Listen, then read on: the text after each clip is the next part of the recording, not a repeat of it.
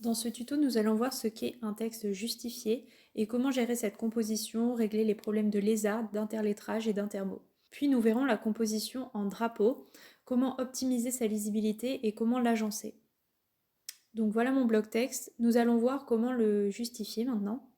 Pour ça, il faut aller dans Propriétés sur la droite de l'écran, puis descendre jusqu'à Paragraphe.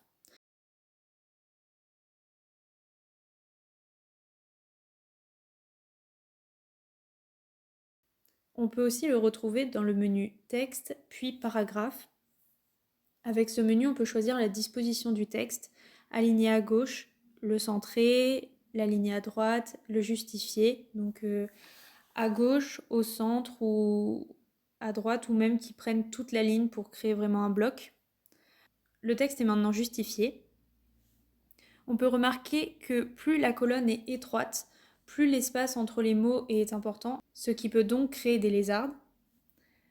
Donc une lézarde, c'est une sorte de chemin, un passage à travers les lignes d'un texte qui crée des espaces trop grands et donc qui peut aussi gêner la lisibilité.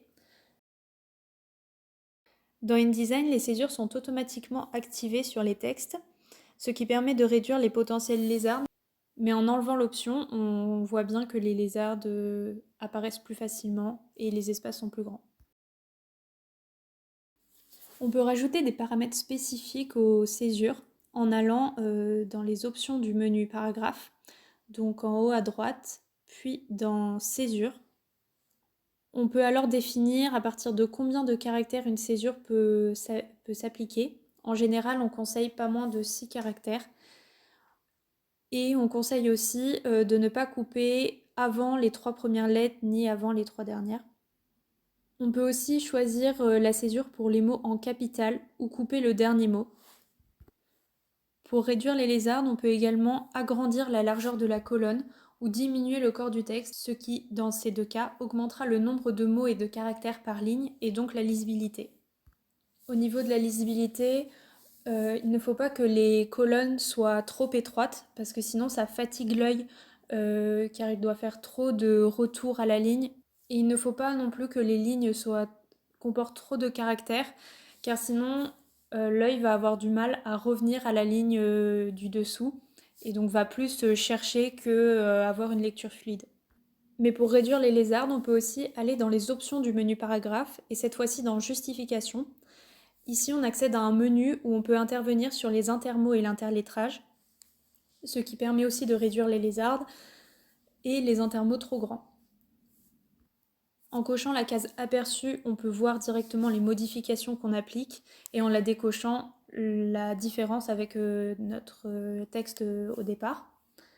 Mais il est préférable de ne pas trop toucher à l'interlettrage au risque de gêner la lisibilité du texte. Maintenant, nous allons voir comment optimiser la lisibilité d'un texte en drapeau. Comment éviter les orphelines.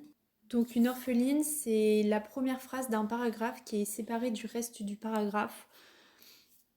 Et les veuves sont les derniers mots ou la dernière ligne d'un paragraphe qui est aussi séparé du reste du paragraphe. Donc en général, on se retrouve avec ce genre de cas quand on compose par colonne. Et donc pour éviter ces cas-là et en même temps optimiser la lisibilité d'un bloc texte et harmoniser la vue globale de son drapeau, on peut travailler manuellement sur les retours à la ligne pour éviter que les lignes se terminent par de, le, les, ce qui va gêner l'œil pendant sa lecture. Et du coup, ça risque aussi de couper le rythme. Donc il est préférable de regrouper les mots entre eux et de garder une structure sujet, verbe, complément dans la limite du possible. Car on veut aussi avoir une cohérence visuelle et des fins de ligne à différents niveaux. Donc il faut jouer avec ça manuellement et voir comment on peut arriver au meilleur résultat. Donc voilà, après un certain nombre de modifications manuelles, voilà mon drapeau modifié. Et donc il est maintenant plus équilibré et plus lisible.